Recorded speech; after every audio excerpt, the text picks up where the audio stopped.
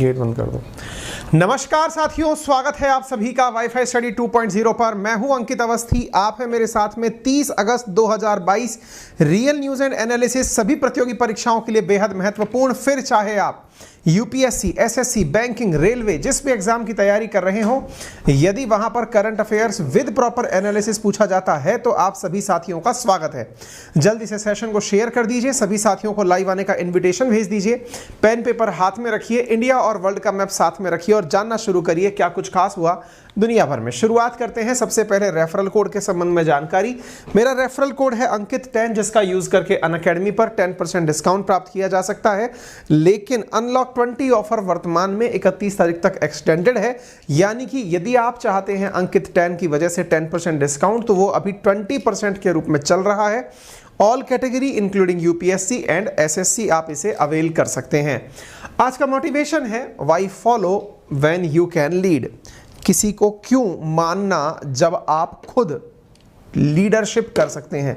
Follow से मेरा अर्थ यह है कि हम में से बहुत सारे लोग ऐसे होते हैं कि हम अपना डिसीजन लेने से पहले ये सोचते हैं कि उसने इस समय क्या डिसीजन लिया होगा, और जब दूसरे के बारे में हम लोग ये सोचकर काम करना शुरू करते हैं कि हमारी जगह कोई और है तो उसने क्या डिसीजन लिया होगा, वहीं से हम फॉलोअर की भूमिका में हो जाते हैं। यहाँ फॉलोअर से मतलब इंस्टाग्राम या फिर ट्विटर या फेसबुक पर से नहीं है, यहाँ पर फॉलोअर से मतलब है डिसीजन लेने से। जैसे आप में से बहुत सारे लोग ऐसे होते हैं जिनका मन होता है कि आज पढ़ाई करनी है, लेकिन आपके किसी दोस्त ने ये कह दिया, जो कि 8-10 दोस्तों को मीटिंग के लिए बुला रहा है कि नहीं भाई आज पढ़ाई नहीं करेंगे, आज केवल मस्ती करेंगे बस, तो आप उसके साथ साथ निकल पड़े क्योंकि उसको आपने अपना लीडर माना हुआ है। तो भैया बात ऐसी है कि अपने बारे में जब जब निर्णय करने का समय आए तो बजाय इस तरह से काम करने के कि कोई और आपके हिस्से का निर्णय लेगा, खुद से स्टैंड लेना शुरू करो। जब आप खुद से स्टैंड लेंगे तो अपने आप से आपके अंदर सकारात्मकता आ जाएगी। चलिए शुरू करते हैं। मेरे साथ में इस समय उपस्थित हो चुके हैं ईशा, मंतोष, सागर, वेदानंद, मौसम, बिट्टू, अदिति, वैशाली, शंकर, दिवाकर, अजीत, वीरेंद्र, व्लामिदिर, पुतिन भी साहब हमारी क्लास रेगुलर ले रहे हैं, तो निश्चित ही कुछ अच्छा चल रहा होगा दुनिया के अंदर। तो सभी साथियों का स्वागत है। जल्दी से आप सभी साथी जल्दी से सेशन को शेयर कर दें और जानना शुरू करें क्या कुछ खास है ना। शुरुआत करते हैं साथियों। आपको मालूम होगा आज से कुछ समय पहले मैंने आपको इराक के बारे में कुछ बातें बताई थी, अगर याद हो तो ज़रूर मुझे बताइएगा। मैंने बताया था कि इराक में भी श्रीलंका की तरह ही कुछ स्थितियां बन रही हैं। आपको पता है स्थिति उस समय जब मैंने बताई थी तब से लेके अब में इतनी बदल गई हैं कि साहब अब तो दुनिया भर के नेताओं ने अपने अपने लोगों से कह दिया है कि जो इराक में हैं कृपया करके वहाँ से निकल लीजिए। यानी इराक में फिर से हालत बिगड़ रही है। जिन्हें नहीं पता कब की बात है, क्या बात है, चलिए मैं आपको बताता हूँ। कोशिश करिएगा। मेरा एक सेशन है जो मैंने अब से 3 वीक पहले आपको कराया था। इस सेशन के अंदर मैंने आपको बताया था और मैंने इवन इसको आरएनए में लिया था, फिर आरएनए के बाद इसकी कटिंग करके हमने अलग से डाली थी और मैंने आपको कुछ तस्वीरें दिखाई थी कि देखिए राष्ट्रपति भवन के नज़ारे, है ना। ये क्लास के बीच का ही दृश्य है जो मैं आपसे साझा कर रहा हूँ। और मैंने इस तरह से इसको डाला था कि इराक की संसद में घुसे विद्रोही, ठीक है, याद हो तो मैंने ये सब कराया था। अब मैं आपको बताता हूँ 3 वीक पहले की खबर थी। अब उस 3 वीक पहले की खबर को आप 1 घंटे पहले की खबर से मैच कर लीजिए, या मतलब कल की खबर से मैच कर लीजिए कि यहाँ पर 23 लोग मारे जा चुके हैं। क्यों मारे जा चुके हैं, ये बड़ी इंटरेस्टिंग कहानी है। अच्छा, आपको कुछ याद होगा तो मैंने आपको बताया था कि ये लोग क्या चाह रहे थे। ये लोग चाह रहे थे कि इनके जो नेता हैं, है ना, उन नेता को प्रधानमंत्री का पद दे दिया जाए। जो लोग विद्रोही हैं ये चाह रहे थे कि इनके नेता को मतलब प्रधानमंत्री का पद दे दिया जाए, ये इनकी डिमांड थी। अब क्या हुआ है, जिन नेता के लिए ये प्रधानमंत्री पद का डिमांड कर रहे थे ना, इतने वीक से 3-4 वीक तो अपन को पढ़ाए हुए हो गए, जितना ये माहौल काट रहे थे, हंगामा काट रहे थे, उस नेता ने कहा है कि चूंकि यहाँ इराक में सब कुछ ठीक नहीं है, इसलिए मैं राजनीति से ही संन्यास लेता हूं। मतलब आप सोचो कि जिस आदमी ने पहले तो पूरे देश के अंदर इतना आतंक मचवा दिया कि लोग प्रधानमंत्री मतलब जहां पे इनके मुख्य रहते हैं, सारे के सारे लोग रहते हैं, उस जगह पर दंगे प्रदर्शन कर रहे हैं, और उसके बाद में भाई साहब ये बोल देते हैं कि अब मैं तो भाई साहब छोड़ रहा हूं सब कुछ, मैं तो राजनीति छोड़ रहा हूं, है ना।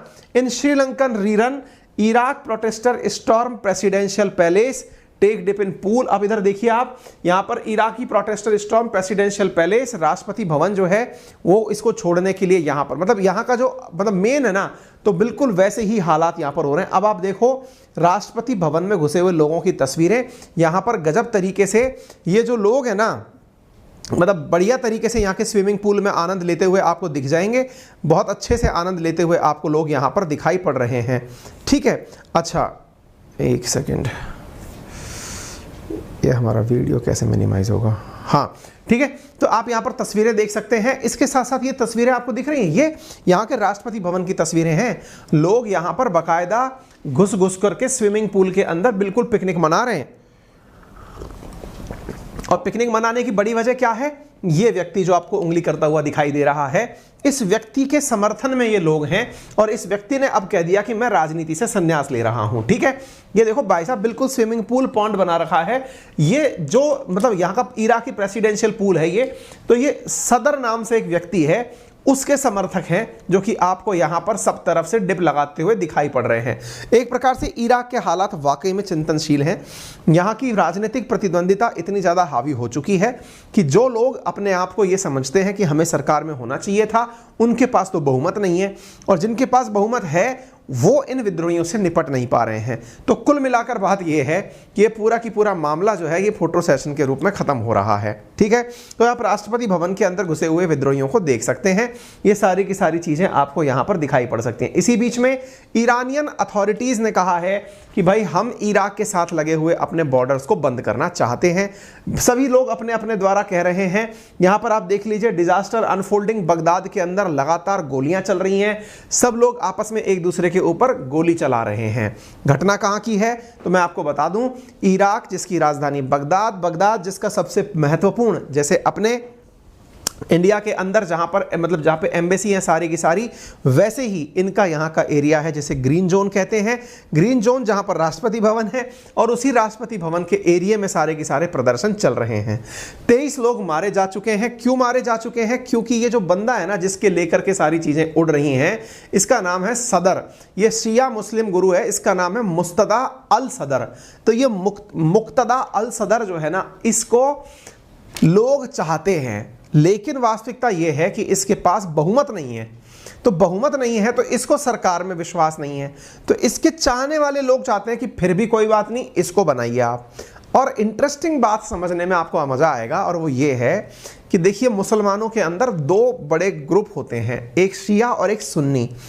शिया और सुन्नी में जो शिया ग्रुप है उसका नेता है ये, यानी कि ये खुद जो है ना मुक्तदा अल सदर, ये खुद शिया है, और जो इस समय सरकार बनी हुई है वो भी शियाओं की ही है। लेकिन ये उन शियाओं को पसंद नहीं करता, ये कहते हुए कि वो वाले जो शिया हैं जो सरकार में हैं उनको ईरान समर्थन दे रहा है। यानी एक प्रकार से ये अपने आप को ईरान का विरोधी मानता है। वहीं ईरान क्या मानता है?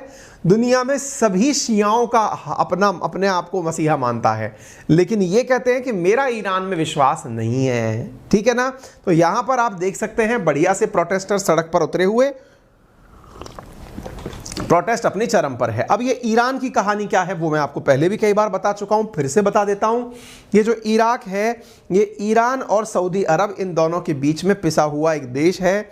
यहाँ की आप खासियत इंडिया के लिए अगर जानना चाहें तो आपको हो सकता है कि इस बात से कोई फर्क ना पड़ रहा हो, हमें क्या लेना देना किसी देश में क्या चल रहा है।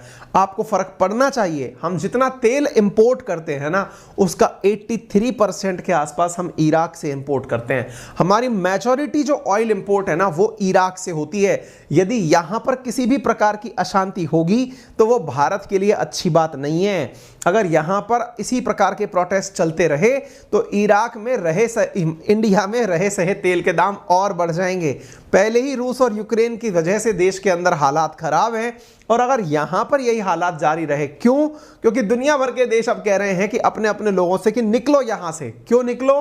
क्योंकि इराक के अंदर ये जो ईरान है, इस ईरान के समर्थन वाली सरकार है, लेकिन जो प्रोटेस्टर्स हैं वो ईरान के विरोधी हैं, लेकिन वो भी शिया हैं। तो इस प्रकार का विरोध जो है यहां पर आंतरिक अशांति के रूप में निकल कर आ रहा है।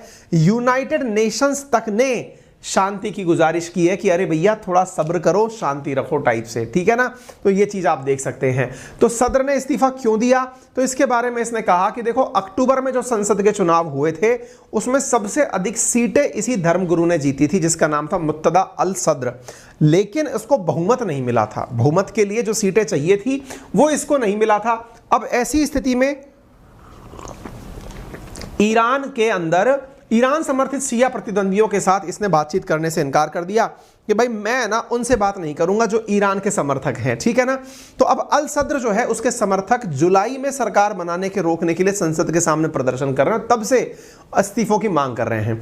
अक्टूबर 2021 में चुनाव हुए थे इनके 329 सीटों पे। मजेदार बात ये देखो कि ये जो मुत्तदा अल सद्र है जो कि एक धर्मगुरु है, इसकी सीट पार्टी ने 73 सीटें जीती थी। कहीं से भी ये बहुमत की सरकार वाला व्यक्ति नहीं है। लगभग 165 सीटें इसकी पार्टी जीतती तो शायद ये सरकार के अंदर होता। ये भाई साहब 73 सीटें जीत करके भी कहता है कि मुझे ही सरकार होनी चाहिए थी। ये कहता है कि बाकी लोगों ने अपना सब यूनाइट होकर के, भाई ऐसे अगर बात करोगे तो कभी हमारे देश में तो यूपीए की सरकार, कभी एनडीए की सरकार बन ही ना पाए, क्योंकि किसी के पास बहुमत रेयर ही होता है। वो तो सब मिलजुल करके सरकार बनाते हैं ना। इजराइल तो बेचारा इसका मतलब कभी सरकार ही ना बना पाए क्योंकि वहां तो कभी बहुमत आता ही नहीं है। तो ऐसी स्थिति में अल सद्र जो हैं वो ये कह रहे हैं कि साहब हम इस तरह से काम नहीं करेंगे। अल सद्र के समर्थक पहली बार नहीं है, 2016 में भी यही काम करते आ रहे हैं। और ये केवल ये दिखाता है दुनिया के सामने जो इसकी भीड़ है उसको कि जो सरकार वर्तमान में बैठी है उसी की वजह से बेरोजगारी है, भ्रष्टाचार है। अगर ये रहेगा तो सब कुछ मिटा देगा। आप देख लो दिसंबर 2019 की भी तस्वीरें हैं यहाँ पर। इसकी जनता जो चाहने वाली है वही वाली बात है। भाई 73 सीटें जीती है तो कुछ तो लोग समर्थक होंगे ही ना। तो भाई साहब ये जो लोग हैं वो इस तरह का कारनामा कर रहे हैं। ईरान ने कहा है कि मैं अपने बॉर्डर बंद कर रहा हूं, पता चले कि प्रोटेस्टर्स गुस्सा करते करते पत्थर जो है वो हमारी तरफ फेंकने लग गए तो अपन तो अपने बॉर्डर बंद कर रहे हैं, ठीक है ना। तो इस प्रकार से यहाँ पर ये सारी की सारी घटनाएं हो रही हैं।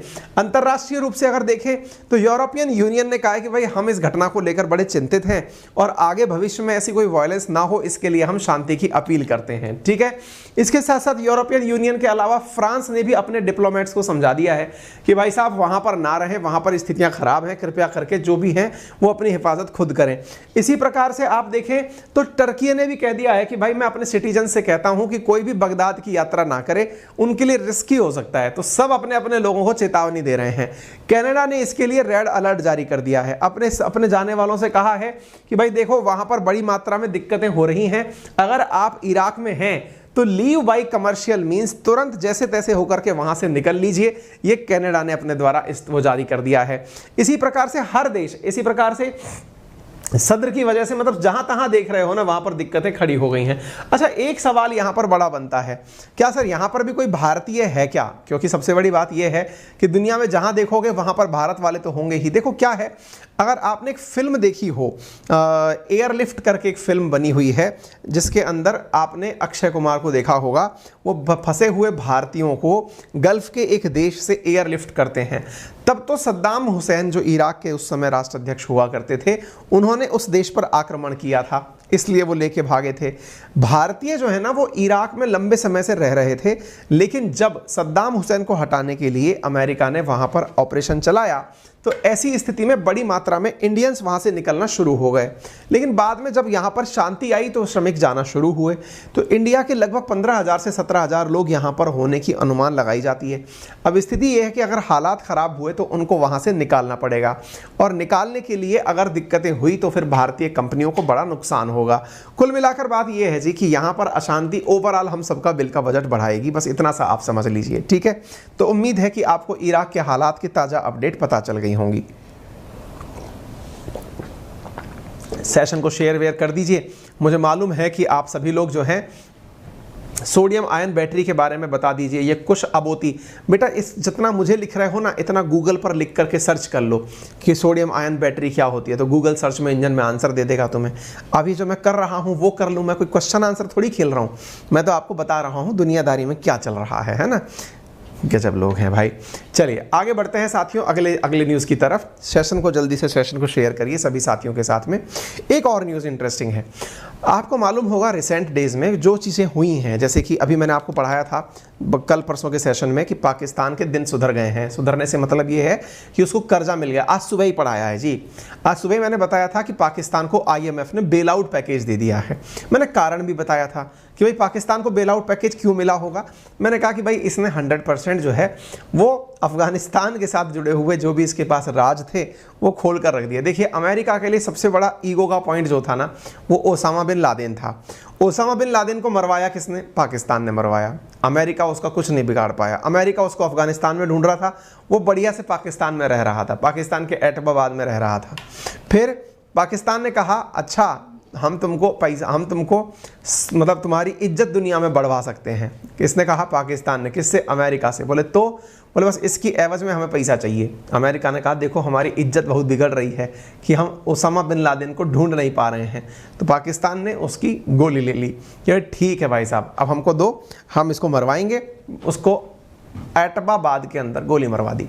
ठीक है, तो ये तो हो गया अमेरिका की विन विन सिचुएशन। फिर अमेरिका को बाद में पता चला अरे उसका दिमाग तो अफगानिस्तान में रह गया। दिमाग कौन? तो बोले अल जवाहिरी। तो बोले अल जवाहिरी कहां पर है? बोले वो तो अफगानिस्तान में ही है। तो फिर साफ दिक्कत हुई। अमेरिका ने बेचारे ने सब तरह की ताकतें लगा ली, लेकिन अल जवाहिरी अलकायदा के हेड को मार नहीं पाया। सब तरह की दिक्कतें हो ली, सब कुछ हो लिया। अमेरिका अफगानिस्तान छोड़ के निकल लिया, पाकिस्तान को कई तरह से भला बुरा कह लिया, पर उसने कहा यार फिर से हमारी बेइज्जती हो रही है। अलकायदा तो फिर से एग्जिस्ट करता है। उसको चलाने वाला जो ओसामा बिन लादेन का दिमाग था अल जवाहिरी, वो तो अभी तक बूढ़ा होकर के भी जिंदा है।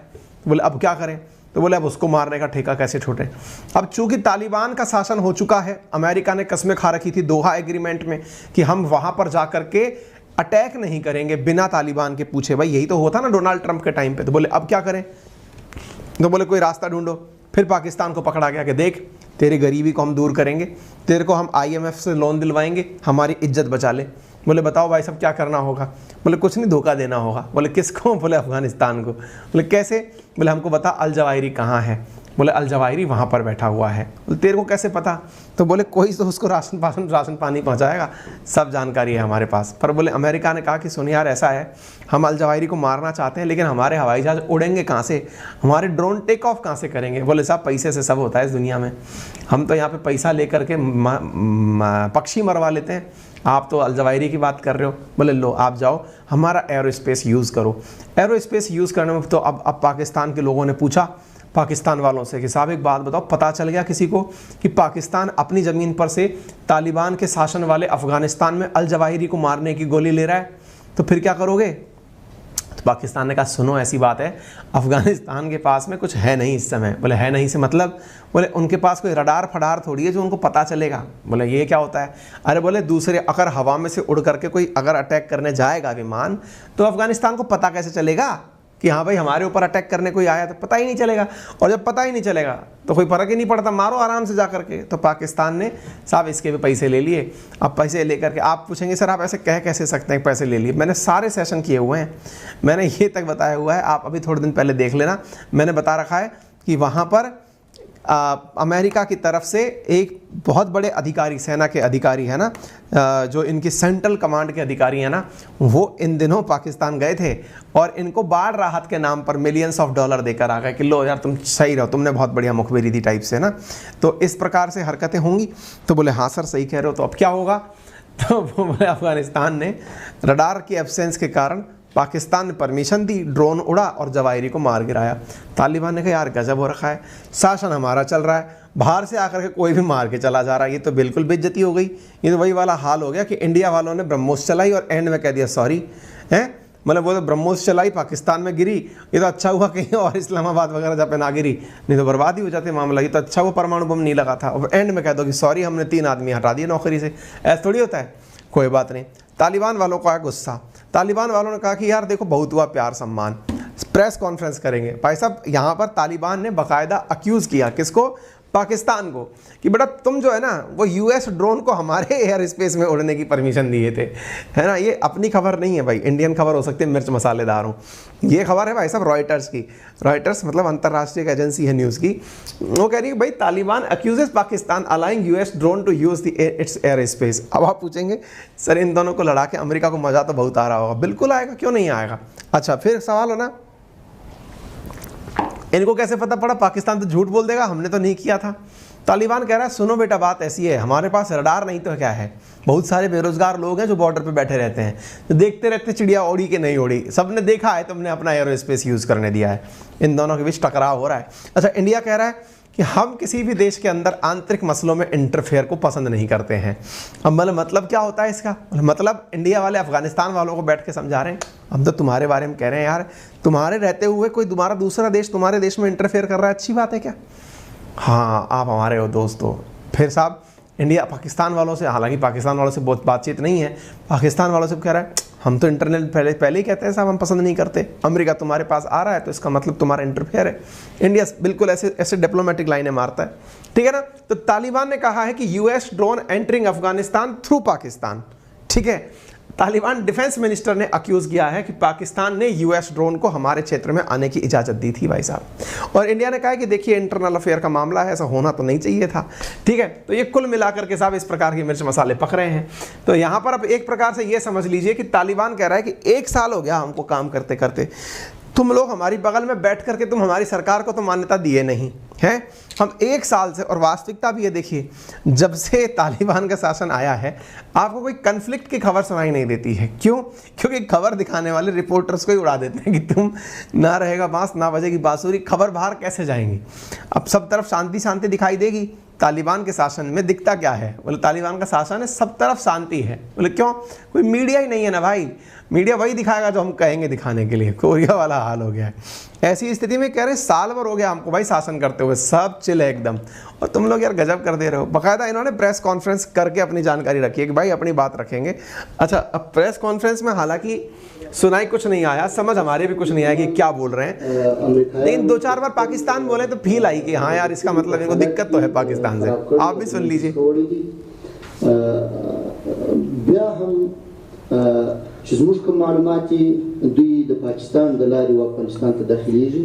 पाकिस्तान तीसरी बार पाकिस्तान, चौथी बार पाकिस्तान।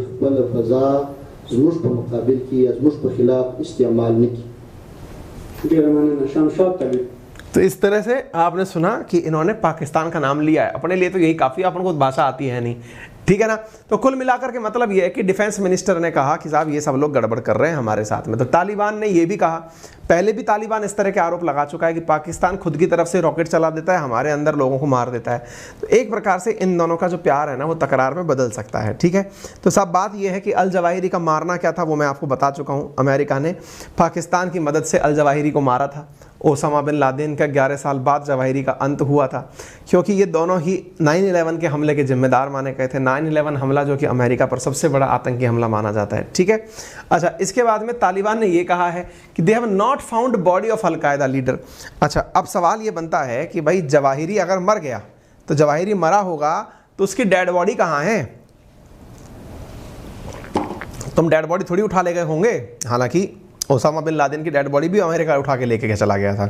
अल जवाहिरी के बारे में अमेरिका ने कोई भी अपडेट नहीं दिया है। तालिबान बोल रहा है तुमने अपडेट दिया नहीं और अल जवाहिरी मारा गया ये तुम बोल रहे हो, तो अल जवाहिरी है कहाँ? और अल जवाहिरी कहीं नहीं है। तो भाई साहब ऐसी स्थिति में हमारे लीडर्स को तो अभी तक अल जवाहिरी की डेड बॉडी मिली ही नहीं, तो मिली ही नहीं तो फिर आप क्यों कह रहे हो कि हमने इसको मार दिया? तो पाकिस्तान निशाने पर क्यों आ गया है? क्योंकि वो ISI ने ही उसको जवाहिरी की जानकारी दी थी, CIA को, यानी अमेरिका की एजेंसी को।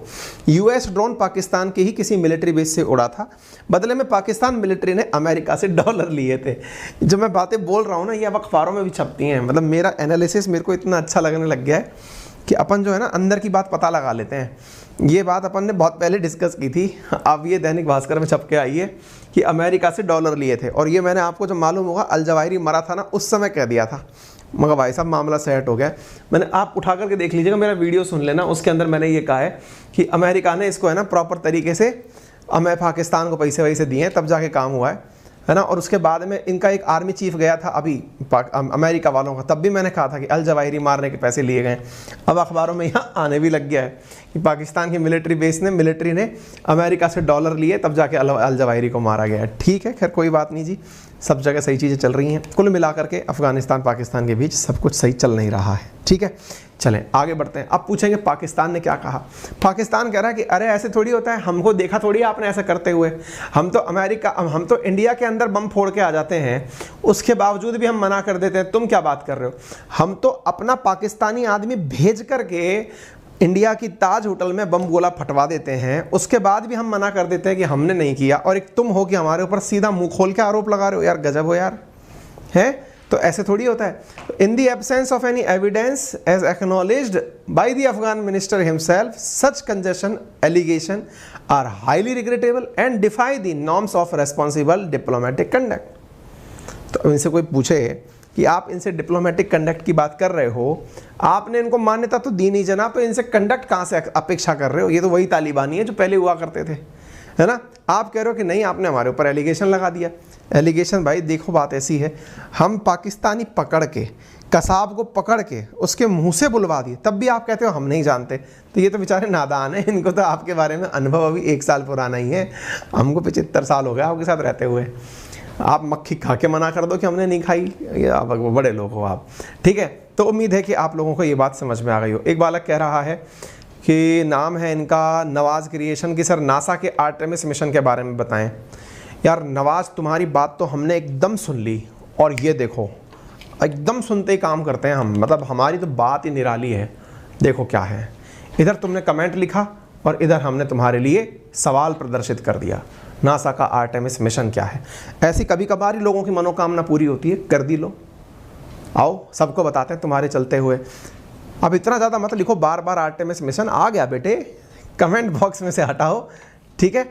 आ जाओ साहब आगे बढ़ते हैं साहब। तो ये क्या है नासा का आर्टेमिस मिशन, आइए चर्चा करते हैं, समझने का प्रयास करिए। बहुत ज़्यादा इंपॉर्टेंट है, जीएस पेपर 3 के अंदर इंपॉर्टेंट है, टेक्नोलॉजी के अंदर इंपॉर्टेंट है, आप इसे यहाँ से देख सकते हैं। चलिए साहब शुरू करते हैं, नासा का आर्टेमिस मिशन क्या है। हमने ऑलरेडी इसको अपने क्वेश्चंस में रखा हुआ था और ये तुरंत यहाँ पर निकल करके आ गया है। आर्टेमिस मिशन हमारे लिए हमेशा की तरह एक बहुत बड़ी जिज्ञासा, वो इस बात की कि यार जब तुम पहले इतने साल पहले आज से मतलब इतने, तो आप ही लोग बता दो अमेरिका ने अपना अपोलो मिशन कब भेजा था, जब आदमी नील आर्मस्ट्रांग उतारा था, चंद्रमा पर उतारा था, वो सन कौन सा था, उस मिशन का नाम क्या था, ये मुझे आप बहुत पहले का बता दो, तब मुझे आर्टेमिस मिशन का माहौल बनाने में मज़ा आता है। फिलहाल के लिए ये समझ लो कि एक आर्टेमिस मिशन है जो कि चंद्रमा पर जा रहा है, वो पोस्टपोन हो गया है। पोस्टपोन कब से हो गया, 30 तारीख को जाना था, अब 2 तारीख को जाएगा, ठीक है। सोमवार को जाना, 30 नहीं 29 को जाना था, अब वो 2 तारीख को जाएगा, ऐसी न्यूज़ निकल करके आ रहा है, ठीक है। चलो साहब शुरू करते हैं साहब। आर्टेमिस मिशन से पहले मैंने आपसे कहा कि अमेरिका ने अपना जो अपोलो, कौन सा नंबर अपोलो था, चलो अपोलो तो मैंने बता दिया, कौन सा अपोलो था, कौन से सन में भेजा था, कमेंट बॉक्स में लिख रहे हो, मज़ा नहीं आ रहा है। 1969 अपोलो 11, ठीक है। अब सोच के देखो उस घटना को हो चुके लगभग 73 साल, और 73 साल बोल दे रहा हूँ मैं, 1969 से 53 साल, है ना। अब उसके बाद में अमेरिका को आज भी जब चंद्रमा पर मिशन भेजने की बात आती है तो आप जान करके हंसेंगे, आश्चर्य होगा कि भाई साहब वो तो ऐसी हरकत कर रहा है अमेरिका जैसे हम लोग गगनयान के साथ कर रहे हैं। हम फिर भी थोड़े से ज़्यादा हिम्मत वाले हैं भाई, ठीक है, हमारा स्पेस प्रोग्राम थोड़ा लेट शुरू हुआ था। अमेरिका की हरकतें देखो कि जब वो पहले अपोलो 11 के माध्यम से चंद्रमा पर आदमी उतार चुका है, नील आर्मस्ट्रांग को उतार चुका है, मैं पहले भी कह चुका हूँ, वो उतार चुका है, कहता है वो, ऐसा कहता है। मज़ेदार बात तो ये है कि वो ये भी कहता है कि चंद्रमा के ऊपर नील आर्मस्ट्रांग के पैर के निशान आज भी पड़े हुए हैं। कोई पूछता है यार इतनी तो मत फेंको यार, 53 साल के अंदर मतलब चंद्रमा पर पैर के निशान आज भी, मतलब कुछ भी। पता क्या कहता है अमेरिका, सुनो बेटा सीरियसली लो हमारी बात, क्योंकि वह हवा नहीं चलती है और ना ही वह बारिश होती है। तो जब हवा नहीं चल रही, ना ही वह बारिश हो रही, तो वहां पर नील आर्मस्ट्रांग के पैर के निशान आज भी हैं। तो भाई जब ऐसी ही बात है तो तुम इतना डर काहे रहे हो। बोले क्यों यार, एक बार के लिए कैलकुलेट करो, तुम चंद्रमा पर फिर से मिशन भेज रहे हो। पता है कैसा मिशन भेज रहे हैं ये लोग, 2022 में इनका ऐसा मिशन जा रहा है कि मिशन वहां जाएगा, अभी जाकर के चक्कर काटेगा, इंसान नहीं भेज रहे, उसमें गुड्डे गुड्डी धर के भेज रहे हैं, यानी कि डुप्लीकेट टॉयज रख के भेज रहे हैं ताकि उनके ऊपर असर देख सके, रोबोट समझ लो। और वो मिशन अब जाएगा, उसका जो प्रभाव आएगा, यानी कि वो जब लौट के वापस आएगा उसके प्रभाव का अध्ययन करने के बाद में फिर 2024-25 में ये आर्टेमिस 2 भेजेंगे। उसमें भी कुछ नहीं होगा उसमें भी केवल चंद्रमा के चक्कर काट के ये लोग वापस आ जाएंगे। उसके भी 6 साल बाद में 2030 में जाकर ये चंद्रमा पर इंसान उतरने भेजेंगे। यार गजब करते हो पांडे जी, हैं? मतलब तुम लोग जिस काम को इतना पहले कर चुके हो उसको करने में फिर तुमको इतना डर क्यों लग रहा है? हैं? हमने एक बार आरएएस की परीक्षा पास करी, हमसे किसी ने कहा दोबारा दे लो, हमने कहा दोबारा पास कर लो। भाई परीक्षा दी, पास कर ली, हमको पता है कैसे होती है। तुम लोग परीक्षा देने में इतना काय डर रहे हो यार? 19 है कि नहीं मुद्दे की बात। खैर वैज्ञानिक हैं, कन्विंस कर देते हैं, कह देते हैं। पहले तो बस पैर लगा के वापस आ गए थे, इस बार तो हम ये भी चेक करेंगे कि वहाँ रहना कैसे है, खाना कैसे है, कितना टाइम कटेगा वगैरह वगैरह। तो अभी हम अमेरिका वाली बात बताते हैं, ठीक है ना? ये तो हमने अपनी क्यूरोसिटी रखी है, बाकी तो आर्टेमिस 1 क्या है आइए विस्तार से चर्चा करते हैं साहब। तो आर्टेमिस 1 जो है वो मून पर भेजे जाने वाला नासा का एक मिशन है। आर्टेमिस 1, आर्टेमिस 2, आर्टेमिस 3, ये 3 मिशन जाएंगे साहब। जो 1 नंबर मिशन है ये मून पर जा तो रहा है लेकिन इसमें कोई भी इंसान नहीं है, ठीक है? यहां पर इंसानों को रखने के लिए या इंसानों को भेजे जाने के लिए जिस कमरे का उपयोग किया जाएगा वो कमरा वहां पर उतारा जाएगा। कमरा कह लीजिए या फिर यूं कह लीजिए कि जो पेलोड है उसको चंद्रमा पर उतार कर देखेंगे। उसका नाम है ओरियन क्रू कैप्सूल। इस तथ्य को थोड़ा सा आप, हमारी निवेदन है कि आप इस तथ्य को याद कर लें। ओरियन को इसलिए याद कर लें। अच्छा, मैं थोड़ा सा आपको वैसी तकनीकी भाषा समझाने से पहले थोड़ा आपको एक बार तस्वीर दिखाता हूं। देखिए जी, रॉकेट जब जाता है ना, अरे कहाँ गया भाई, ये मान लीजिए कि रॉकेट है, इस रॉकेट के सिर पर ये जो जाता है ना, पेलोड कहलाता है ये। और इस पेलोड में ओरियन जा रहा है। ओरियन क्या है? तो ओरियन एक ऐसा कमरा है जिसमें जाकर के लोग बैठ सकते हैं। फिलहाल लोगों को नहीं बिठा रहे हैं ये लोग, लेकिन इसमें बैठ करके लोग ऊपर जा सकते हैं। ये ओरियन क्रू कैप्सूल है जो चांद पर भेजा जाएगा और अंतरिक्ष में कुछ सैटेलाइट भी इसके साथ छोड़े जाएंगे। तो ये तो हो गया क्या है आर्टेमिस 1 मिशन। तो आर्टेमिस 1 मिशन एक रॉकेट है, उसके ऊपर ओरियन कैप्सूल है, चंद्रमा पर चक्कर लगाने जा रहा है। केवल चक्कर ही नहीं लगाएगा, ओरियन को चंद्रमा पर उतारेगा भी। उतारने के बाद में वहां कुछ दिन वो ओरियन रहेगा, फिर वो वापस वहां से अपलिफ्ट होगा, वापस लौटकर धरती पर आएगा। लगभग 42 दिन इसको इस पूरे कार्यक्रम के अंदर लगेंगे। कई लाख किलोमीटर की इसके द्वारा यात्रा की जाएगी। इसमें इंसान नहीं भेजा जा रहा है, ये इसकी खासियत हो गई साहब, ठीक है? तो ओरियन की कहानी समझ में आ गई, ठीक है? तो आर्टेमिस मिशन का लक्ष्य क्या है? फिलहाल ये चांद पर जाकर के टटोलने जा रहा है। क्या टटोलने जा रहा है कि साहब वहां के हालात कैसे हैं? आर्टेमिस 1 मिशन चांद पर पहुंचेगा, अंतरिक्ष यात्रियों की सुरक्षित वापसी का प्रयास करेगा और पता लगाएगा कि नासा में जानने की कोशिश करेगा कि क्या अंतरिक्ष यात्रियों के लिए चांद पर हालात सही हैं या नहीं हैं। एस्ट्रोनॉट चांद पर जाने के बाद पृथ्वी पर सुरक्षित लौट सकते हैं या नहीं लौट सकते हैं। इन सभी प्रश्नों का ये यहां पर समाधान करेगा। साथ में ये भी देखेगा, बायो एक्सपेरिमेंट करके देखेगा। पेड़ पौधे जो इंसान के द्वारा चंद्रमा पर ले जाए जाएंगे उनको पहले ही लगा के देखेगा कि उनके ऊपर कोई फर्क पड़ता है कि नहीं पड़ता है, ठीक है? एक बालक मुझसे बहुत अच्छी बात पूछ रहा है, मजा आ गया साहब। एक बालक मुझसे पूछ रहा है, अंकित जी, अभिजीत साहब नाम है इनका। अंकित जी इज्जत लेकर के बात कर रहे हैं तो हमें लग रहा है कि ये बड़े हैं, है ना, मतलब समझदार हैं, क्योंकि हमारा तो मतलब स्टेटमेंट ही है बड़ों का सम्मान करें, छोटों को प्यार दें। अंकित जी, आप चांद पर एलियंस हैं कि नहीं, सच सच बताना अभिजीत जी मतलब सच बताएं, आपने दिल की बात छीन ली हमसे। आप कमेंट लेके पूछ रहे हैं, सच सच बताना। आपने हम पर इतना विश्वास कर लिया, मतलब आप हमको मान रहे हैं कि नील आर्मस्ट्रांग को चंद्रमा पर भेजने वाले हम थे। आप समझ रहे हो? आप हमको इतनी इज्जत दे रहे हो ना कि विश्वास नहीं हो रहा है। हमारी नींदें उड़ गई हैं, आंखें चौंधिया गई हैं। आप हमसे पूछ रहे हो कि वहाँ एलियंस हैं कि नहीं। आप हमको इतनी इज्जत दे रहे हो जैसे नील आर्मस्ट्रांग से पहले चंद्रमा पर हम गए थे। आप क्यों पूछ रहे हो? आपका सवाल देख रहे हैं आप, सच सच बताना यार। धन्य है आप, सो क्यूट यार, है ना। ऐसे ना करो यार, हम कौन सा अभी तक वहाँ गए हैं दादा। हम भी किताब पढ़ करके आपकी तरह 2 किताब पढ़ के 4 बातें पढ़ा दे रहे हैं। एकदम खलियर दिमाग है हम, बिल्कुल कहते ही नॉलेज नहीं है भाई साहब एलियंस फेलियंस का हमको, है ना। होता ना तो जादू पा करके आज हम बहुत कुछ कर रहे होते, ठीक है। चलिए फिर चलते हैं साहब हम, ओरियन क्रू कैप्सूल कैसा है। अब ये बड़ा सवाल बनता है, सर जी एक बात बताइए, ये कैप्सूल है कैसा? हमने कहा कमरे जैसा है भाई। ये कैप्सूल है, है ना। इसका नाम किसी एक नक्षत्र के आधार पर रखा गया है। 11 फीट और 11 फीट के आसपास की इसकी लंबाई है और ये अपोलो के कैप्सूल की तुलना में काफी बड़ा है। इसमें 3 के बजाय 4 अंतरिक्ष यात्रियों के बैठने की जगह है। ओरियन में फिलहाल इंसानों की जगह पुतलों को बिठाकर भेजा जाएगा। नेक्स्ट जनरेशन स्पेस सूट और रेडिएशन लेवल चेक करने के लिए यहां पर चीजें भेजी जाएंगी, ठीक है। यहां पर स्नूपी नामक एक सॉफ्ट टॉय भी भेजा जा रहा है। सॉफ्ट टॉय मतलब टेडी बियर टाइप से, ठीक है ना। तो वो भेजा जा रहा है, उसके ऊपर हाल फिर पूछा जाएगा सर ये रॉकेट कितना ताकतवर है, क्योंकि देखिए ये रॉकेट है, इसके टोपे पे आपने ओरियन बिठाया, रॉकेट में आग लगाई, रॉकेट पहुंचता हुआ पहुंच गया, ओरियन को वहां छोड़ा, रॉकेट घूम घाम लिया। अब सवाल है कि रॉकेट में इतनी ताकत कैसी है, तो देखिए दुनिया का सबसे ताकतवर माना जा रहा है इसको, ये सुपर हैवी रॉकेट माना जा रहा है। इसमें स्पेस लॉन्च सिस्टम लगा हुआ है, इसी को अपन SLS सिस्टम कहेंगे, ठीक है ना। तो ओरियन नामक तो कैप्सूल हो गया, जिसके ऊपर लद के जा रहा है उसका नाम SLS हो गया, जिसका पहले कभी इस्तेमाल नहीं हुआ है, इस बात को आप जान लीजिए। ये जो रॉकेट है ना, ये 322 फीट लंबा है और 2600 टन इसके अंदर वजन है। 2600 टन का मतलब समझ रहे हैं आप, 2600 गुणा 1000 यानी 26 लाख किलो वजन है इसका, ठीक है।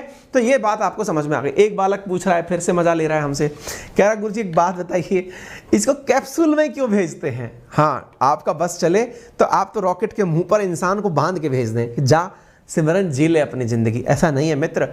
कैप्सूल इसलिए भेजते हैं क्योंकि जिस भी माहौल से आप गुजरें, अगर रास्ते में किसी प्रकार की तेज हवा या फिर वायुमंडल के परिवर्तन से, हवा की गति से टोपे पे आग ना लग जाए, ठीक है, कैप्सूल में आग ना लग जाए, इसलिए भेजते हैं यार, ठीक है। चलिए आगे बढ़ते हैं।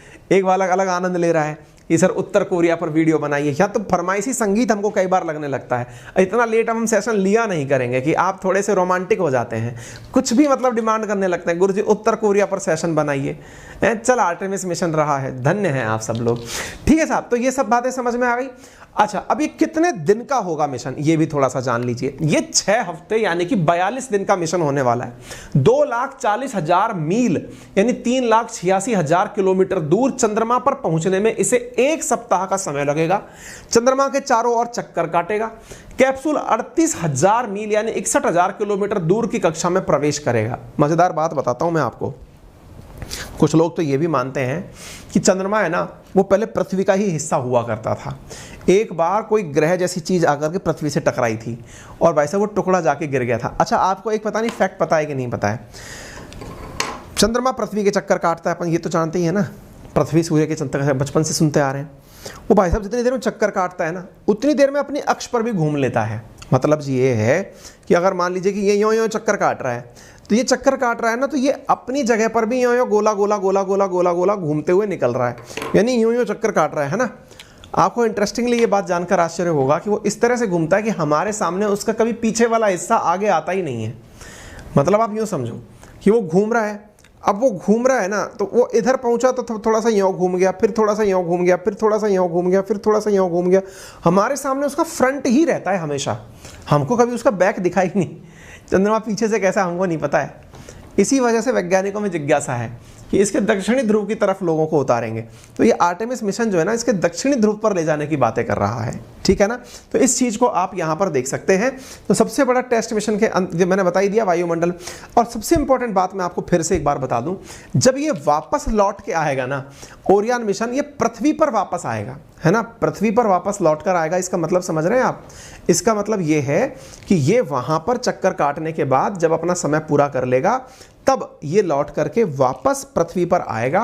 और पृथ्वी पर जब आएगा ना, तब इसके अंदर किसी प्रकार की कोई दिक्कत ना हो जाए, इसलिए इसके अंदर फिर से हीट को शील्ड करने, मतलब हीट को बचाने के लिए इस पर शील्ड लगाई गई है, ताकि इसको किसी प्रकार की कोई भी दिक्कत ना हो। उम्मीद है कि आप सभी साथियों को ये बात अच्छे से समझ में आ गई हो। क्लियर हो गया साहब? बढ़े आगे, यहां तक की जानकारी आपको सबको मिल गई। इसका नाम कैसे पड़ा भाई? एक सवाल और बहुत अच्छा सवाल है ये कि साहब इसको आर्टेमिस मिशन ही क्यों कहा गया? तो देखिए, ग्रीक माइथोलॉजी है ना, उस ग्रीक माइथोलॉजी में ये माना जाता है कि जो अमेरिकन्स थे उन्होंने पहले नाम रखा था अपोलो। तो जो अपोलो नाम रखा था ना, वो अपोलो नाम था उसी का मतलब समानार्थी है, मतलब अपोलो जो है उसको सूर्य का देवता माना गया है। और ग्रीक माइथोलॉजी में अपोलो और आर्टेमिस जो है वो जुड़वा भाई बहन है। ये बड़ा इंटरेस्टिंग किस्सा है, ये ध्यान रखिएगा।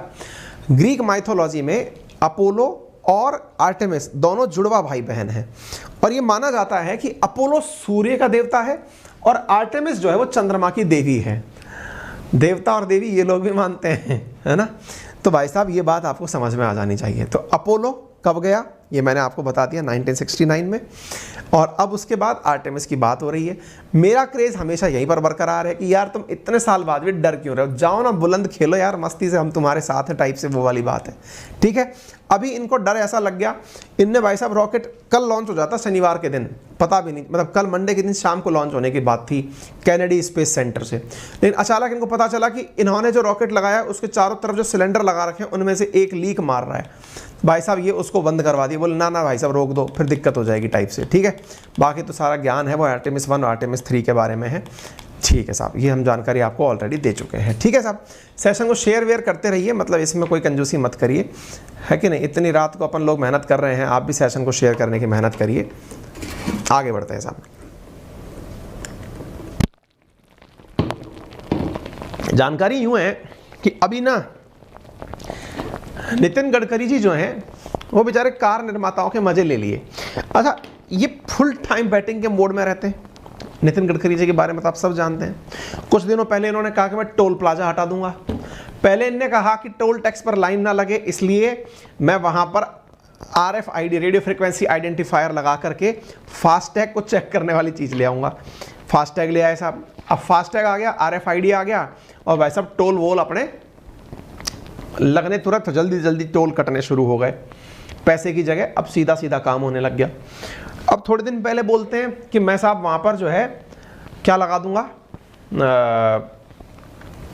GPS से पैसा काटूंगा, मतलब जितनी दूर गाड़ी चल रही है उस हिसाब से पैसा कट जाएगा। लोगों ने कहा महाराज जी लें दो, हम कहाँ जा रहे हैं ये ऑलरेडी लोगों को पता है, लेकिन फिर भी आपको पता रहे ये हमारे लिए अच्छा नहीं है, प्लीज़ मान जाओ। इन्होंने कहा ठीक है चलो कोई बात नहीं। इन्होंने कहा नहीं नहीं, मैं जिस तरह की हाईवे बना रहा हूं, अब ध्यान से सुनना, गजब बात यह है, गडकरी जी बेचारे टेंशन में चले गए। किस बात से? इनने कह दिया कि दिल्ली से जयपुर का जो रास्ता है वो 2 घंटे में पूरा होगा। हमने कहा चलो ठीक है मान लेते हैं, 240 किलोमीटर आप कह रहे हैं कि इतना जल्दी पूरा कर देंगे, कोई बात नहीं, मान लिया। इनने कहा दिल्ली से मुंबई का जो सफ़र है जो अभी 24 घंटे में होता है ये 12 घंटे में होगा। लोगों ने खोपड़ी खुजाली, बोले यार गुरुजी एक बात बताओ, 12 घंटे में अगर आप पूरा कर रहे हो, 1400 किलोमीटर का सफ़र है, गाड़ी कितने पे चलवाओगे? बोले 120 किलोमीटर पे। अब भाई साहब अपने देश की तो कारस्तानी तगड़ी है, आप जानते ही हैं। कारस्तानी क्या है, मतलब ये कहते हैं कि 60 किलोमीटर पर जो टोल लगते हैं ना वो सिस्टम नहीं होगा अपने। तो बोले फिर, बोले अपने टोल जो है वो एंट्री और एग्जिट पॉइंट पे होंगे, हाईवे पर कोई टोल नहीं, सीधे उड़ते ही चलो आप एकदम। लोगों ने कहा अच्छा भाई साहब, फिर टेंशन हो गई लोगों के दिमाग में। बोले महाराज गाड़ी 120 की तो आपने परमिशन दिला दी, लेकिन 120 की गाड़ी चलना तो भूल चुकी है हमारी। बोले जैसे, अरे हम नैनो लेके चलने वाले लोग, अल्टो लेके चलने वाले लोग, सेंट्रो लेके चलने वाले लोग, वैगनार लेके चलने वाले लोग, हमारे देश की मेजॉरिटी ऑफ आबादी जो है वो तो ये गाड़ी लेके चलती है। पता चले कि भाई साहब तेज स्पीड में गाड़ी सड़क पर चलने की जगह टेक ऑफ कर गई, दिक्कत हो जाएगी सर। और तो और किसी एक भाई ने बस सेल्फी खिंचाने के चक्कर में, क्योंकि रोड पे उसको बैठ के फोटो खिंचानी थी, उसने ब्रेक मार दिए सर। पीछे से आ रही जाने कितनी गाड़ियां दहधड़ाम भिड़ जाएंगी सर। आप ऐसा मत करिए। गडकरी जी को एकदम ध्यान आया, बोले यार हाँ ये तो बात सही है। गडकरी जी ने कहा ठीक है, गाड़ी तो 12 घंटे में पहुंचेगी, लेकिन अब तुम लोग टक्कर से नहीं मरो, इसलिए अब एक चीज ले आते हैं। बोले बताओ? अब तुम्हारी गाड़ियों में एयर बैग लगाए जाएंगे। तो बोले महाराज एयर बैग कंपनी लगाती हैं, लगाएं, हमारी मर्जी। हम अगर बेस मॉडल लेते हैं उसमें एयर बैग नहीं होगा, उससे ऊपर वाले एयर बैग होगा। गडकरी जी ने कहा नहीं बेटा, हम नियम बदलने जा रहे हैं। बोले क्या? बोले पहले तो हमने ये नियम किया था कि अब हर गाड़ी के अंदर मिनिमम 2 एयर बैग होंगे ही, अब हम 1 अक्टूबर से ये नियम करने जा रहे हैं कि बोले क्या? बोले अगर कोई गाड़ी ऐसी है जिसमें 8 आदमी बैठ सकता है, वो जो होती है ना 6 सीटर टाइप की, जैसे स्कॉर्पियो और अपनी फॉर्च्यूनर जैसे है, उसमें आगे भी बैठ गए, बीच में बैठ गए, पीछे भी बैठ गए, तो बोले इनमें 6 एयर बैग होंगे। भाई साहब कंपनियों ने माथे पकड़ लिए। अर्टिगा वालों ने कहा भाई साहब हम स्ट्राइक पे चले जाएंगे, हमारी में कौन बैठेगा हैं? वो जो इको करके गाड़ी घूमती है वो बेचारे पकड़ लिए सिर, बोले भाई साहब मारुति तो बर्बादी कर दोगे आप, कौन बैठेगा हमारी गाड़ियों में, 6 एयरबैग। यहाँ आदमी पहले ये देखता है कि माइलेज कितनी देगी, माइलेज से आगे नहीं सोचता इंडियन। आप कहाँ ले जा रहे हो महाराज। तो भाई साहब इनके बयान से हो गया बवाल। क्या इनने कहा कि 6 एयरबैग का जो रूल है may be differ as small car segment pushback. 6 airbag का जो मामला है ना, mandatory 6 airbag to hit small car market adversely से मारुति जो है वो पहुंच गई इनके पास कि महाराज सुनो बात ऐसी है, आपको इंडिया का मार्केट पता है, 6 एयरबैग लगाने का कॉस्ट देखो गडकरी जी का कितने का बैग आता है, 800 रुपये में बढ़िया बैग ले लो एडिडास प्यूमा का। अरे महाराज वो नहीं, हमको बैग लगाना है एयर बैग जो कि फटते फूले। एक बैग लगाने की कीमत 25-25 हज़ार रुपये आती है। 25 अंठे 202 लाख रुपए के अगर हमने बैग ही लगा दिए तो भाई साहब हमारी गाड़ी खरीदेगा कौन। ऐसे नहीं होता है सर। तो अब उन्होंने कहा कि अच्छा मैंने तो बोल दिया 1 अक्टूबर से लगना है, अब क्या करें। बोले आप अपना सोचो सर, कुछ बदलो इस नियम को, थोड़ा बहुत कुछ इधर उधर करो। आप जल्दी पहुंचाने के चक्कर में हमको देश से बाहर निकलवा दोगे आप। क्यों। बोले यार इंडिया के अंदर सर नहीं चलता ऐसे, आप सेफ्टी को बाद में लाना, इधर देखो आप। तो भाई साहब ये recently ministry of road transport और हाईवे ने जैसे ही कहा कि वो मिनिमम 6 एयरबैग तो डालेगी क्या बात कर रहे हो सर, ऐसे नहीं होता है सर। हैं 6 एयरबैग आपने गाड़ी में डलवा दिए, निमट जाएगी जनता, कैसे खरीदेंगे सब लोग गाड़ी, बहुत महंगा पड़ेगा मामला। आते हैं अभी, रुको।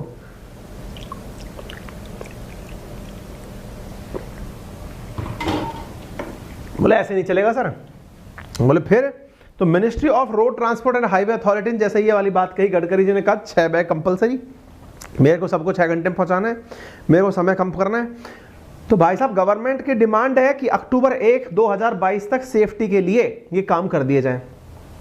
जोक्स अपार्ट कि क्या आप वाकई में ऐसा करना इसलिए चाह रहे हैं कि गाड़ियां जल्दी पहुंचे? नहीं, सरकार का इसके पास अलग तर्क है। तर्क ये है कि भारत के अंदर 1,50,000 लोग रोड एक्सीडेंट में मारे जाते हैं हर साल। कितने? 1.5 लाख लोग। आप कोरोना का आंकड़ा उठाएंगे ना तो आपको ऐसे फिगर दिखाई पड़ते हैं, इतने हम रोड पर चलते चलते मर जाते हैं।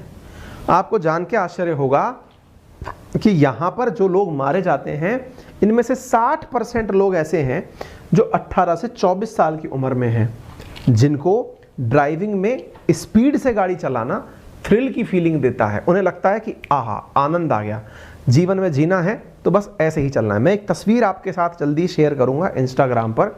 मैं अभी सैटरडे के दिन बीकानेर गया था रास्ते, क्योंकि हाईवे बड़ा शानदार था, बढ़िया स्पीड पर गाड़ी चल रही थी।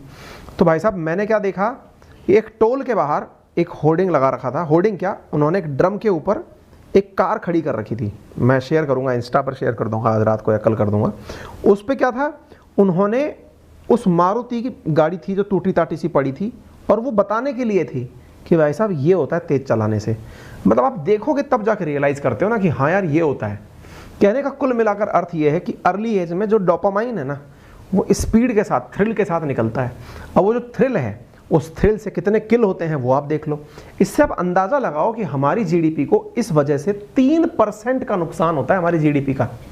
बड़ा नंबर है। इतना हम अपने हेल्थ जैसे सेक्टर पे खर्च ना करें जितना हम एक्सीडेंट की वजह से वेस्ट कर देते हैं। ये एक बहुत बड़ा चक्कर है। इसको बचाने में, यानी कि अगर एक्सीडेंट से होने वाली मौतें कम करनी है तो फिर आपको एयरबैग का उपयोग करना होगा। और एयरबैग का जब आप उपयोग करते हैं तो आप असल में क्या करते हैं कि जो जर्क बिना एयरबैग के, जैसे मान लो एक ड्राइवर गाड़ी चला रहा है, उसकी गाड़ी में एयरबैग नहीं है, तो जैसे ही एक्सीडेंट हुआ उसका माथा, उसकी नाक सीधी जाकर के उसकी स्टीयरिंग से भिड़ती है तो इतनी तेज टक्कर होती है कि वो अपनी ही स्टीयरिंग से टकरा करके निकल लेता है। एयरबैग के केस में क्या होता है कि जो आदमी जहां है वो बैग निकलते ही उसको वहीं रोक देता है, यानी उसमें भरी हुई हवा जो है वो उस व्यक्ति को वहीं की वहीं जमा देती है। इस वजह से उसको चोट नहीं लगती या कम लगती है। ऐसे ही अगर साइड कॉलिजन हुआ है तो साइड कॉलिजन के केस में भी साइड से बैग खुलते ही उस व्यक्ति के सेफ साइड डिराइव कर देता है, उससे व्यक्ति बच जाता है। ठीक है, तो ये लोगों को, जैसे है ना कर्टन एयर बैग, जो मेरी एक गाड़ी है उसके अंदर ये कर्टन एयर बैग लगे हुए हैं, है ना, तो उसमें क्या है कि एक तरफ से अगर आप स्ट्राइक हुआ भी तो ये पर्दे की तरह एयरबैग गिर जाएंगे, तो आपको कनपट्टी पे चोट नहीं आएगी। ये बचने के प्रावधान हैं। अच्छी गाड़ियों में इस तरह की सुविधाएं आती भी हैं जिनके अंदर 5 स्टार रेटिंग टाइप की आती हैं। लेकिन दिक्कत ये है कि अगर ऐसा कर दिया तो इंडिया में जो 2-2.5 लाख रुपए की अल्टो आती है, 3-4 लाख रुपए की, वो तो बिकना ही बंद हो जाएगी, आप शुरू ही नहीं कर पाओगे, है ना। या फिर उसको अल्टो को बड़ा करके कुछ और गाड़ी बना देते हैं, वो सब बिकना सकना बंद हो जाएंगी, एंट्री लेवल गाड़ियां बिकना बंद हो जाएंगी। कुल मिलाकर के बात ये है, ठीक है ना। तो इससे भारत का मार्केट खराब हो जाएगा, ये इसका क्रिटिसिज्म है।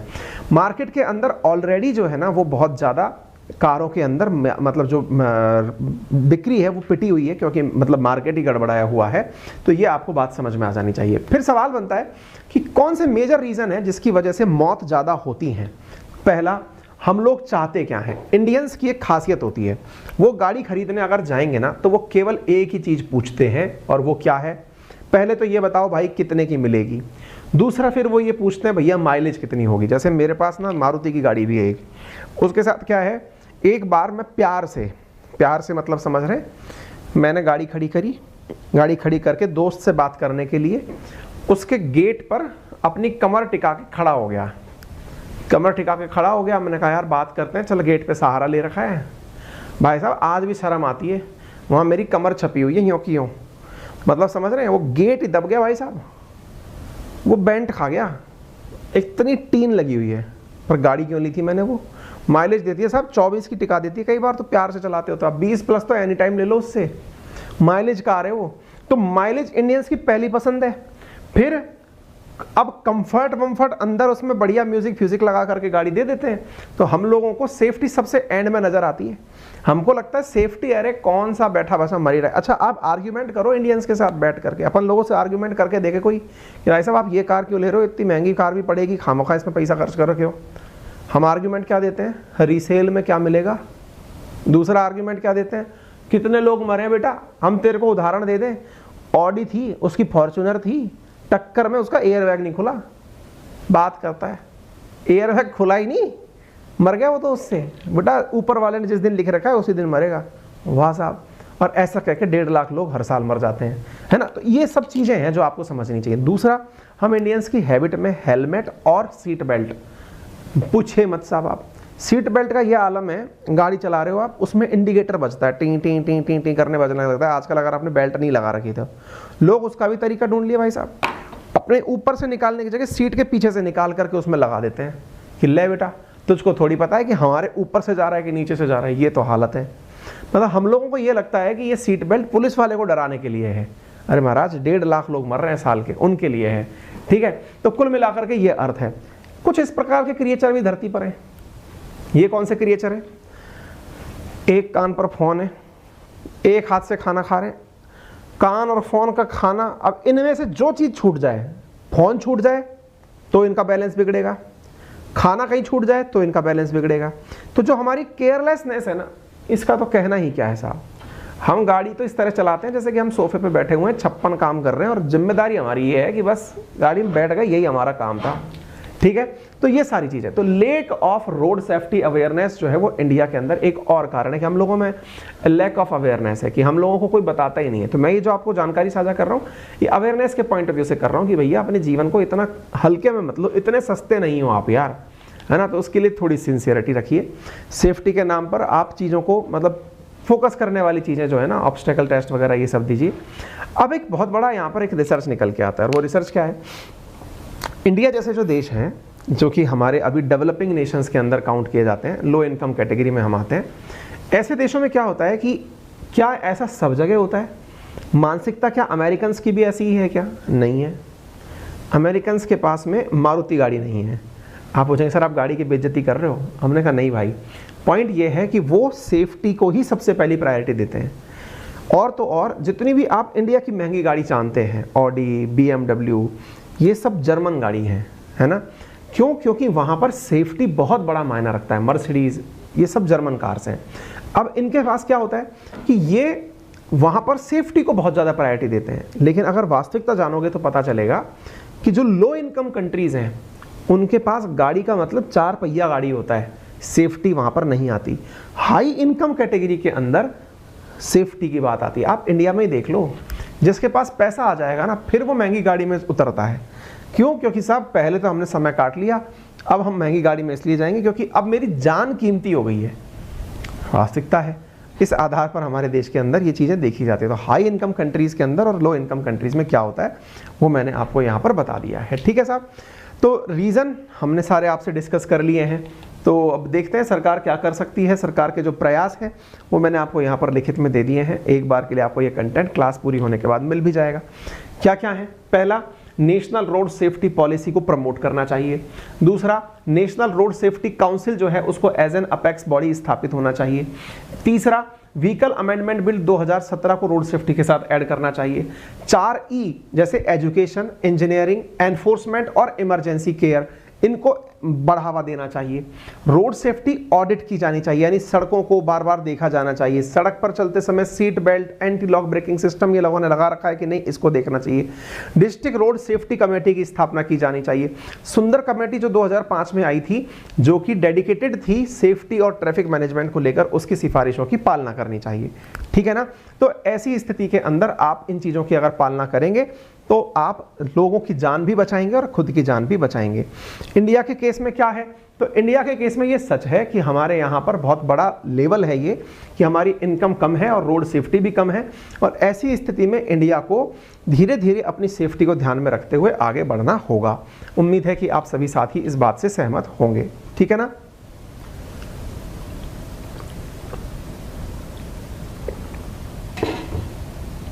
सेशन को शेयर करते रहिए। वीडियो पसंद आ रहा हो तो लाइक करिए, चैनल पर नए हैं तो सब्सक्राइब कर लीजिएगा। ये जो पूरा कंटेंट है आपको हमारी क्लास पूरी होने के बाद हमारे टेलीग्राम चैनल अंकित अवस्थी सर पर प्राप्त हो जाएगा। ठीक है साहब, चलें आगे बढ़ते हैं साहब आपके साथ। आगे आप लोगों के लिए गुड न्यूज़ ही कही जाए तो ज़्यादा अच्छा ही है, क्योंकि मैंने एक बार एक सेशन किया था कि इंडिया 12,000 रुपये से कम के फ़ोन, चाइनीज़ जो फ़ोन है ना, उनको बंद करने जा रहा है। ये बात मिनिस्ट्री जो हमारे इनसे रिलेटेड मिनिस्ट्री है उसके पास जब पहुंची तो मिनिस्ट्री ने कहा कि भाई साहब बात ऐसी है, नहीं कर रहे हम 12,000 से कम के फ़ोनों को बंद, खुश रहो, हम इस बारे में जानकारी दे देते हैं कि हमने 12,000 से कम के चाइनीज़ फ़ोन बंद नहीं करने हैं। लोगों ने कहा अब ये राहत की बात है कि ये बेकार बात है, समझ में नहीं आ रहा है। बोले क्यों साहब, ऐसी क्यों बात है? राहत की बात इसलिए है कि सस्ते फ़ोन आते रहेंगे चाइनीज़, दुखी बात इसलिए है कि चाइना का माल आता रहेगा। अच्छा होता बंद हो जाता तो कम से कम चाइनीज़ फ़ोन तो ना आते। सरकार की तरफ से जो हमारे मंत्री हैं, मतलब जो सचिव जो हैं डिपार्टमेंटल, उन्होंने कहा कि हमारा ऐसा कोई भी प्लान नहीं है। पहले ऐसा हो गया था, कुछ दिनों पहले ये न्यूज़ आई थी जो कि हमने आपको पढ़ाई भी थी, है ना, और मैंने ये आपको न्यूज़ कराई थी। ये मेरी ही वीडियो की कटिंग है।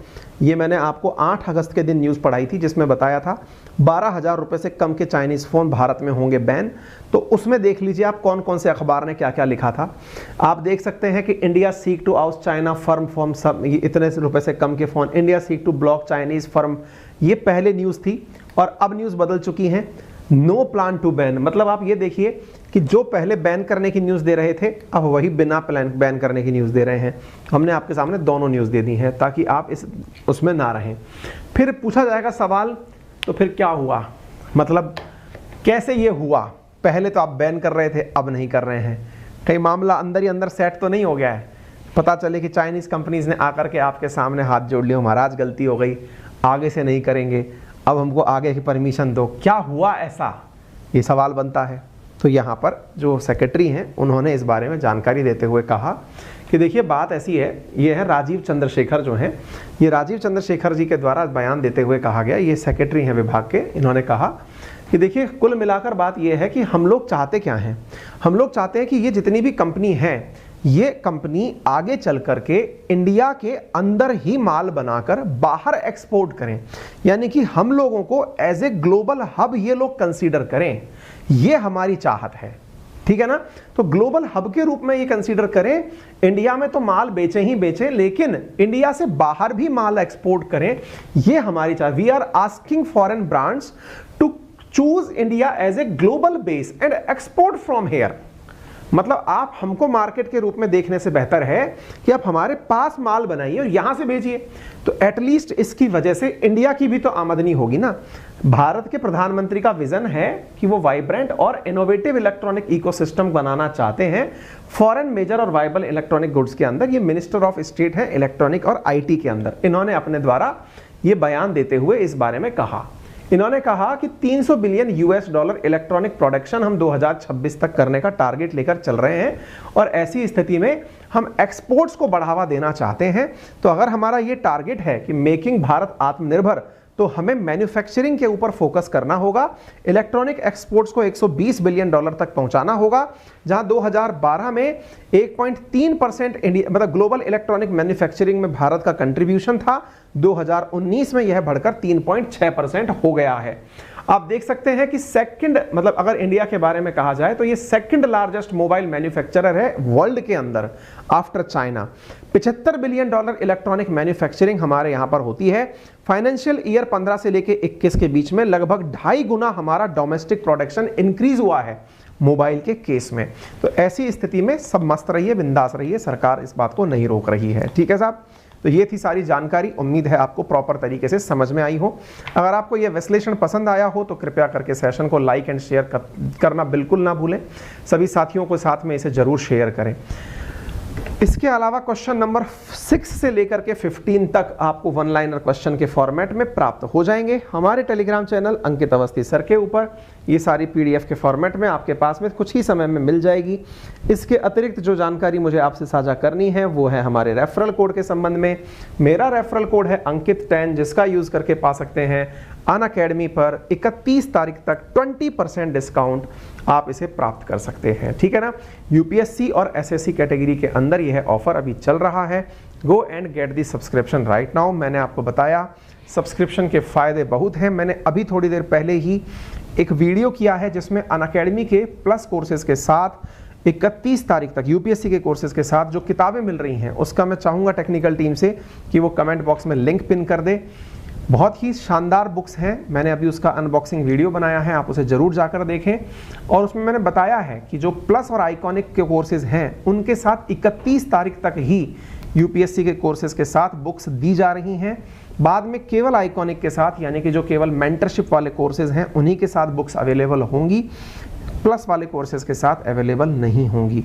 तो इसलिए आप अनलॉक 20 का लाभ लेते हुए बुक्स के साथ कोर्सेज को अवेल करिए। Thank you so much. अपना ख्याल रखें, बड़ों का सम्मान करें, छोटों को प्यार दें, अपना व्यक्तित्व इस प्रकार से विकसित करें कि महिलाएं आपके साथ सुरक्षित महसूस करें। शुभ रात्रि।